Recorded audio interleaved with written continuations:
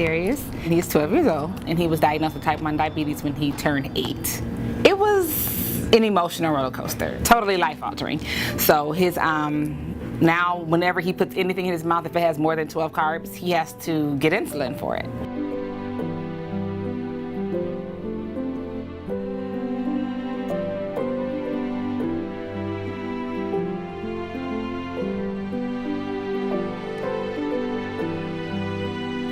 Daryus is just a regular kid. He wants to go to school, play basketball, and every day be a regular school day. And as a result of that diabetes, he needs to carry with him some instruments in order to check his insulin levels.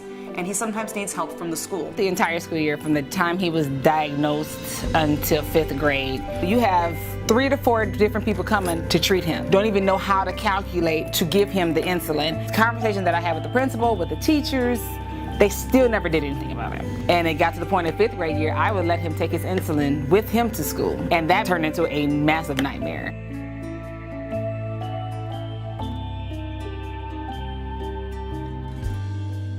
There was one thing called the coffee cake, which the kids would go crazy for. So for a diabetic person, that's a sugar overload. So I had to take matters into my own hands. I would bring him to school 30 to 45 minutes late every day. His mom is scared to send him to school in the morning, and he's only 9, 10 years old, and he wants to eat breakfast just like the rest of his friends, and he does.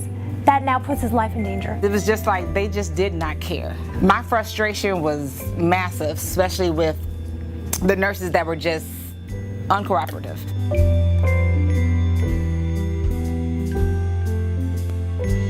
Daryus wasn't given the accommodations that he needed and that he was entitled to by law, so Learning Rights Law Center stepped in to enforce his rights.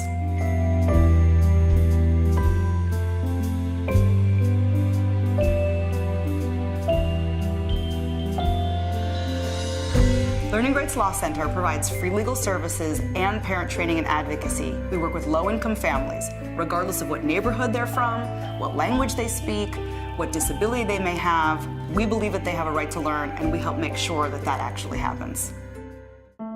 My name is Irma Vasquez, and my daughter is Monica. She's 16 years old, and she was diagnosed with generalized anxiety and auditory processing disorder. She was just struggling going to school. She would hide in her room. She had a lot of anxiety around math, isolate herself. She would read by herself. She would just hang out by herself mostly.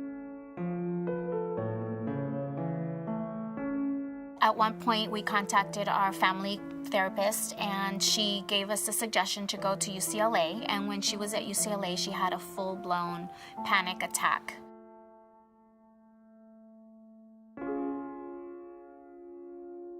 She graduated from 8th grade, and that's when things changed again. It really started to snowball into something even bigger. When Monica transferred from one school to the other, her district completely let her down. They didn't transfer the files, she didn't get the services, and Monica basically started off the school year with none of the help that she needed in order to succeed. I started calling the school immediately because I had not heard from the counselor to find out, well, what's the plan, what's the transition plan? I was met more with, they didn't know what to do with her. They didn't know what to do with us.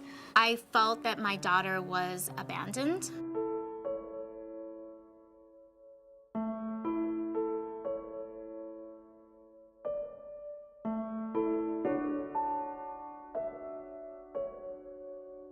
I felt like I was fighting for her to have what everybody else deserved. With Learning Rights helping Monica, we were able to get some training for staff members. We were able to get a plan in place for her to really thrive in the high school. And if nothing else, we were able to have Monica's voice be heard and her school to understand that she needed a little extra help in order to succeed. Eso lo come todo, eso lo come todo. Eso lo come todo, el chorizo y salchichón, el chorizo y salchichón, el chorizo y salchichón. I'm Suaya Montoya, and I'm the parent of Manolo Montoya.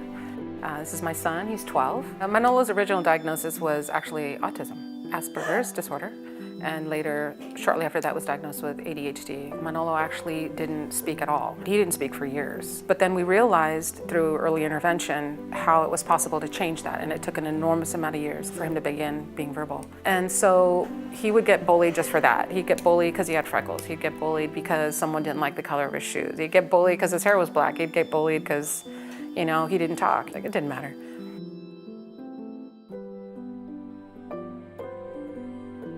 Manolo's a classic example of the type of kid who is very likely to get bullied in the school. There was bullying like the first day.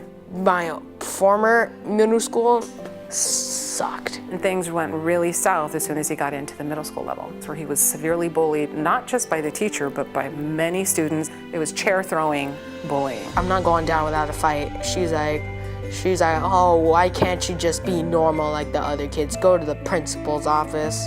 What Manolo found at his new school was a school that not only was full of classroom students who bullied him severely to the point where Manolo even tried to commit suicide, but also an administration that was just not willing to work with the mother or the student to make sure that his academic needs were met. Yeah, she punished me because I was different.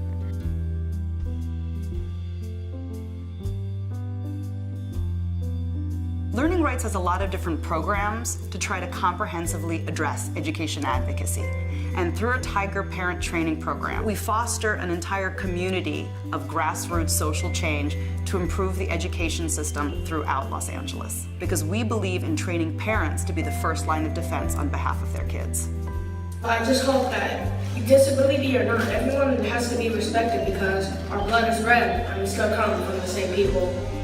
What Learning Rights Law Center means to me in the Tiger program, what it means to me is freedom. What the Tiger program is about and what a parent can learn from A to Z is so dramatic. To learn how to navigate this process. And not only just educated on what the law is for our children, but they care. It's just been a life-changing experience for him. He's just progressed. When the school and the school district let us down, they stood up for Monica. Finally, somebody's listening.